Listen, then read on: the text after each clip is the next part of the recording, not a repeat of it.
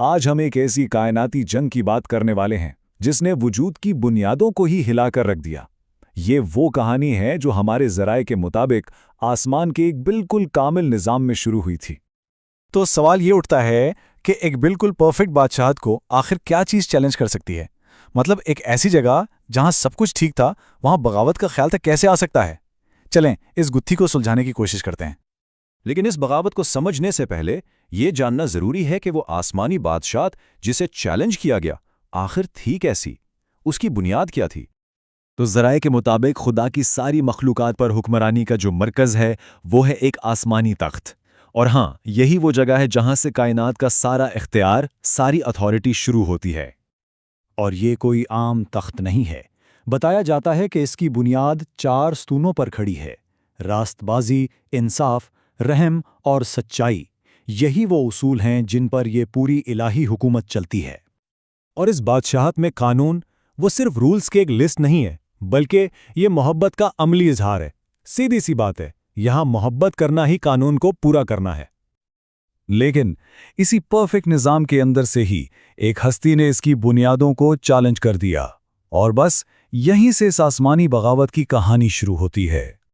اس پورے تنازع کی جڑ تھی ایک مخلوق کی خواہش، اور یہ صرف پاور کی خواہش نہیں تھی، نہیں، یہ تو کائنات کی سب سے اونچی کرسی یعنی تخت پر قبضہ کرنے کی آرزو تھی۔ یہ ایک سیدھا چیلنج تھا۔ ماخذ کے متن کے مطابق لوسیفر کے اپنے الفاظ اس کی نیت کو بالکل صاف کر دیتے ہیں۔ اس کا مقصد صرف طاقت حاصل کرنا نہیں تھا، بلکہ وہ خود کو خدائے تعالیٰ کے برابر بنانا چاہتا تھا۔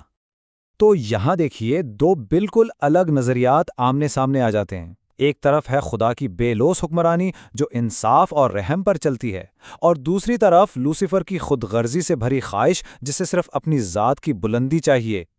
اب لوسیفر کی جو اسٹریٹجی تھی وہ صرف کوئی جسمانی بغاوت نہیں تھی، نہیں، اس نے ایک لیگل اور فلسفیانہ چیلنج پیش کیا، ایک ایسا چیلنج جس نے سیدھا خدا کی حکمرانی کے دل پر حملہ کیا۔ تو وہ بنیادی الزام کیا تھا؟ وہ الزام جسے شیطان نے خدا کے اختیار کی جڑ پر حملہ کرنے کے لیے استعمال کیا۔ اس نے دعویٰ کیا کہ محبت کا قانون ایک ایسا ناممکن معیار ہے جسے کوئی بھی مخلوق کبھی پورا کر ہی نہیں سکتی۔ اب یہ الزام ایک منطقی سلسلہ شروع کرتا ہے۔ پہلا سوال فوراً ذہن میں آتا ہے کہ کیا یہ قانون واقعی ناقابل عمل ہے؟ کیا اس پر عمل کرنا ممکن نہیں؟ اور اگر مان لیں کہ یہ قانون واقعی ناقابل عمل ہے، تو پھر اگلا الزام یہ بنتا ہے کہ خدا نے ایک ایسا حکم دیا جس سے پورا کیا ہی نہیں جا سکتا۔ اس سے تو وہ معاذ اللہ ایک جھوٹا ٹھہرتا ہے۔ اور یہاں یہ الزام اپنی سب سے خطرناک انتہا تک پہنچتا ہے۔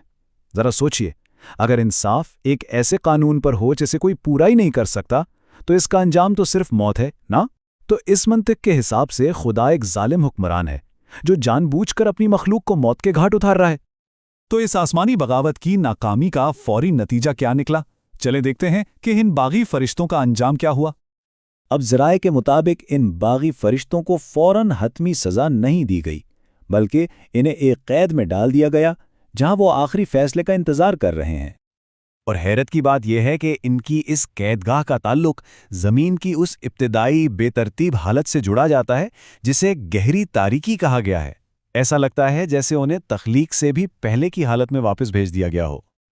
لیکن یہاں ایک بہت ہی اہم سوال پیدا ہوتا ہے، اگر بغاوت ناکام ہو ہی گئی تھی تو اسے فوراً ہمیشہ کے لیے کچل کیوں نہیں دیا گیا؟ اور یہ سوال اس پوری داستان کا مرکز ہے۔ اگر خدا قادر مطلق ہے تو اس نے اس بغاوت کو اسی لمحے جڑ سے کیوں نہیں اکھاڑ دیا؟ شیطان اور اس کے ساتھیوں کو فوراً ختم کیوں نہیں کر دیا گیا؟ اس کی اصل وجہ ایک بہت گہری مشکل تھی، ایک بہت نازک صورتحال تھی۔ دیکھیے، دوسرے فرشتوں نے بھی لوسیفر کا وہ الزام سنا تھا، اور ان کے دلوں میں کہیں نہ کہیں شک کا ایک بیج بو دیا گیا تھا کہ شاید اس کے دعوے میں کوئی سچائی ہو۔ اگر اس وقت طاقت کا استعمال کیا جاتا تو یہ باقی فرشتوں کی نظر میں الزام کو سچ ثابت کر دیتا۔ وہ یہی سوچتے کہ خدا نے سچائی کا سامنا کرنے کے بجائے طاقت سے اس آواز کو دبا دیا ہے۔ اسی لیے فیصلے میں یہ جو تاخیر ہوئی، یہ کمزوری نہیں تھی، بلکہ ایک بہت گہری حکمت تھی۔